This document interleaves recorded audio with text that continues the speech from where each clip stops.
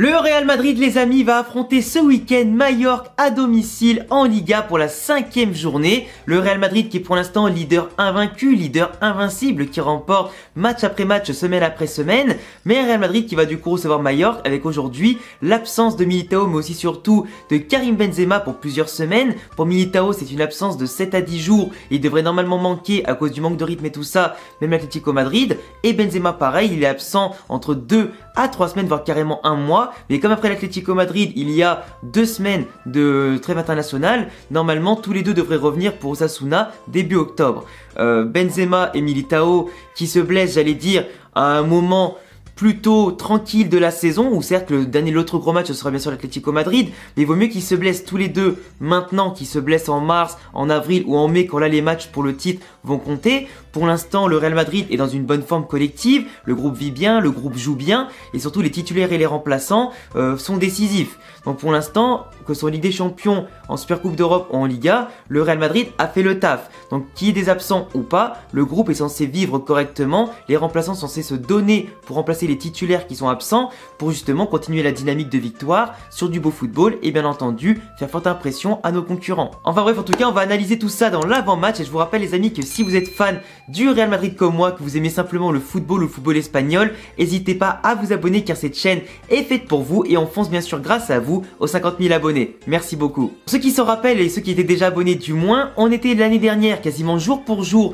au match, en tout cas pareil, entre le Real Madrid et Majorque et surtout l'année dernière le Real Madrid avait remporté son match 6-1 à domicile et j'étais présent bien entendu au stade Santiago Bernabéu pour aller voir ce match là. J'avais même fait mon débrief en marchant tranquillement dans un parc de Madrid et pour le coup c'était en tout cas super stylé à faire. C'était pas mon premier match au Bernabéu mais j'étais quand même impressionné comme un gamin, mais en tout cas ça me rappelle beaucoup de nostalgie de penser rien qu'à ce match là qui aura lieu dimanche entre le Real et Majorque. Mais Majorque est quand même beaucoup mieux cette année que l'an dernier par rapport au début de championnat. Majorque actuellement qui est 11e avec une victoire, 2 nuls et une défaite et pas contre n'importe qui. On a quand même aujourd'hui un match nul 0-0 à l'extérieur s'il vous plaît contre Bilbao qui quand même joue pas mal et qui a un bon effectif largement meilleur que celui de Majorque. On a une défaite à domicile contre le Betis 2-1, le Betis Séville qui était pour l'instant avec le Real et le Barça l'équipe qui produit le meilleur football simplement, qui était les meilleures équipes pour l'instant en Liga avant qu'on les batte l'autre jour et qui pour moi va être parmi les principaux concurrents durant la saison, qui peut potentiellement jouer une place pour la qualif en Ligue des Champions largement. Donc une défaite 2-1 contre le Betis c'est quand même pas mal. Une victoire 2-0 contre le Rayo Vallecano à l'extérieur. Pareil, le Rayo Vallecano qui a souvent une bonne dynamique en début de saison. Bon, cette année, c'est un peu moins le cas. Mais globalement, le Rayo Vallecano qui est très difficile à jouer et un peu chiant, tu vois. Et en plus de ça, un nul contre Girona, 1-1. Ce qui est quand même plutôt pas mal comme dynamique dès le début de saison pour un club comme Majorque qui a pas beaucoup de moyens d'investir sur le mercato, qui a perdu quelques joueurs cet été comme Kubo et tout ça. Donc, tu vois, c'est quand même pas mal. Ils arrivent à se stabiliser, créer un groupe, une solidarité, un football qui leur permet pour l'instant d'être au milieu de tableau et de viser potentiellement déjà le maintien en Liga. Même si bien sûr 4 journées c'est déjà trop tôt pour en parler. La composition de Majorque joue souvent du coup en 5-3-2 qui va se muter en 4-5-1 ou en 3-5-2 durant le match. C'est un effectif qui va beaucoup jouer notamment sur une solidité défensive parce que c'est pas forcément l'équipe Majorque qui défend le mieux et pourtant cette année ils n'ont encaissé pour l'instant que 3 buts en 4 matchs. Ce qui les classe parmi les défenses les plus potables entre guillemets, hein, que 4 journées c'est pas très représentatif, mais pour l'instant aussi ils marquent encore quelques buts. Mais Majorque n'est pas encore assez efficace devant, mais veut garder quand même déjà une solidité derrière, surtout à domicile. À l'extérieur, c'est là aussi ils vont essayer de bétonner le plus, mais Majorque c'est un effectif qui de base est assez limité sur le plan physique, mais qui possède quand même quelques techniciens au milieu de terrain et devant pour conserver le ballon, pour dribbler et surtout faire déjouer un peu l'adversaire et le malmener. Les principaux dangers devant seront bien sûr le coréen Lee, mais aussi le joueur Muriqi au passage qui fait quand même 1m94, qui va être très dur à prendre au marquage, qui sur les coups de pied arrêtés peut nous faire mal, qui peut peser sur la défense aussi du Real Madrid pour aider le bloc de Majorque à remonter et éventuellement faire des déviations pour Lee ou d'autres ailiers notamment. Je pense aussi surtout à comment il s'appelle déjà, je l'ai sous les yeux, Dani Rodriguez qui est aussi très intéressant techniquement, Antonio Sanchez aussi qui joue au milieu de terrain et milieu offensif qui est aussi très intéressant balle au pied. Donc pour moi Majorque ils ont quand même 2-3 éléments offensifs voire 4 qui sont rapides, qui sont techniques, qui sont athlétiques, qui peuvent faire la différence. Le Real Madrid qui va notamment se poser en 4-3-3 du coup comme d'habitude, ou peut-être en 4-4-2 avec Valverde, on sait pas. Mais globalement, on sait qu'il y aura beaucoup de changements dans l'effectif. Normalement déjà au niveau de la composition du Real, Courtois au casque bien entendu, Carvajal à droite, peut-être Lucas Vazquez, ça dépend si Ancelotti souhaite tourner, donc il se peut que Vazquez joue à la place de Carvajal. Défense centrale, Alaba, Rudiger bien entendu, Rudiger qui prendra la place de Militao, qui est pas encore adapté au Real Madrid mais qui monte en puissance à chaque apparition, donc c'est plutôt intéressant. Mendy toujours positionné arrière gauche pour l'instant, pour qu'il prenne un peu plus de rythme, de temps de jeu, qui montre ce qu'il vaut vraiment à son poste par rapport à Alaba par exemple, plutôt pas mal. Milieu de terrain, là il se peut que notamment Ceballos sera titulaire à ce match-là parce qu'Ancelotti a promis du temps de jeu, il a dit qu'il y aurait des changements contre Mallorca, que ce serait peut-être le moment de fructifier un peu ses bons entraînements et ses bonnes rentrées par un match titulaire contre en plus une équipe qui est pas une mastodonte de Liga mais qui peut lui permettre de prendre de la confiance aussi. Donc je pense que Camavinga aussi sera titulaire, Valverde il se peut aussi qu'il soit titulaire au milieu de terrain ou Kroos du coup pour apporter quand même de l'expérience avec Ceballos et Camavinga. Du coup Tchouaméni commencerait potentiellement sur le banc avec Modric. Modric d'ailleurs au passage qui a eu 37 ans hier, ou non plutôt aujourd'hui alors où je tourne la vidéo. Donc du coup bon anniversaire à lui pour ses 37 ans, on espère bien sûr que sa magie continuera de nous faire kiffer et kiffer pendant de nombreuses années. Devant on aura Rodrigo titulaire avec Vinicius et potentiellement aussi Eden Hazard. Donc un 4-3-3 je répète, Eden Hazard, Vinicius et Rodrigo avec au milieu de terrain Ceballos, Toni Kroos et potentiellement Camavinga. Donc pour moi c'est quand même un effectif qui sera plein de jeunesse, qui sera plein de rotation, avec Luka Modric, Tchouaméni, Valverde qui pourraient rentrer en cours de match et de manière assez rapide je pense en deuxième mi-temps, suivant comment ça se déroule.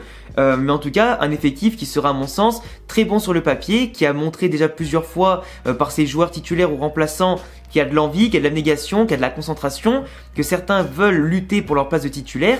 Donc pour moi c'est parfait pour donner du rythme, du temps de jeu avant la Ligue des Champions contre Leipzig. Leipzig mercredi en tout cas qui va nous donner un peu de fil à retordre même s'ils ont perdu leur entraîneur du coup qui était limogé. Et après un début de saison catastrophique, on en reparlera dans l'avant-match un peu plus tard dans la semaine.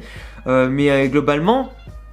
le Real Madrid aujourd'hui qui a l'occasion de prendre les 3 points encore une fois, de faire le 5 sur 5 dès le début en tout cas de la saison, ce qui est plutôt pas mal, avec l'objectif bien sûr d'arriver après l'Atlético Madrid invaincu, les battre aussi et arriver à la trêve internationale avec tous les joueurs qui vont revenir frais et en forme et pour pouvoir lutter après derrière contre le Barça, contre Séville, Valence, Villarreal en étant à 100% et au top du top. Du coup comme je le disais, techniquement on est largement supérieur à Mallorca dans la gestion du ballon, des temps forts, des temps faibles, eux avec une tactique défensive, ça veut dire qu'ils vont nous laisser venir, on aura beaucoup d'occasions et vous savez que le Real Madrid depuis le début de saison joue assez bien, on a vraiment beaucoup d'occasions à se mettre sous la dent. Donc pour moi avec les jeunes que l'on a, avec peut-être un Hazard qui va enfin du coup pouvoir montrer ce qu'il vaut après son bon match entre guillemets contre le Celtic Glasgow, je dis bon match entre guillemets parce que pour moi il a fait une entrée sympa mais avec encore beaucoup d'erreurs et beaucoup trop d'erreurs pour un joueur de son niveau, mais j'espère en tout cas qu'il va prendre de la confiance, du rythme et que peut-être il fera oublier l'absence de Benzema contre Leipzig, l'Atlético et contre Mallorca, ce qui serait d'un côté une excellente nouvelle pour la concurrence,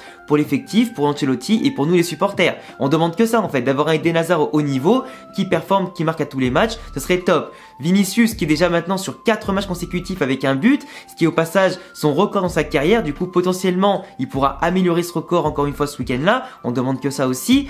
Rodrigo qui a une chance encore une fois d'être titulaire pour prendre de la confiance, du temps de jeu, montrer qu'en ce moment il est bon et que voilà ça y est, il faut qu'il joue avec Valverde la poste de titulaire. En plus en l'absence de Benzema ça lui ouvre entre guillemets encore une fois plus la porte.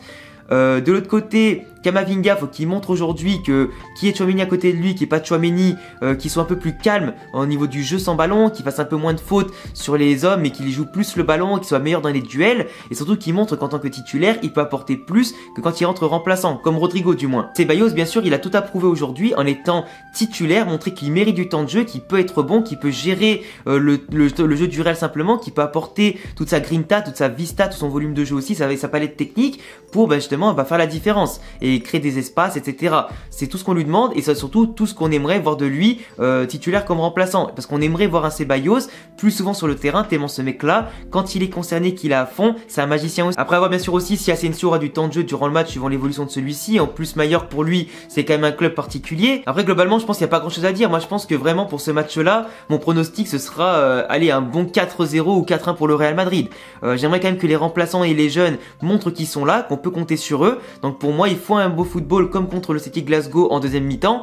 Et pour moi, il faut au moins un 3 ou 4-0, donc un deuxième clean sheet de suite pour se mettre en évidence et surtout en confiance au niveau de la défense, du gardien et tout ça. Et puis derrière, marquer des buts bien entendu pour faire le festival. Enfin bref les amis, j'attendrai tous vos avis en commentaire sur ce match-là. Je vous laisserai bien sûr me donner vos pronostics et tout ça. Je vous laisserai vous abonner à ma chaîne YouTube, cocher la cloche pour être au courant des prochaines vidéos. On se retrouvera bien sûr dimanche pour le débrief à chaud après le match dimanche après-midi. Et de l'autre côté, suivez-moi sur Insta, sur Twitch et sur Twitter. Tous les liens en description. Et à bientôt les amis pour prochaine vidéo. Ciao.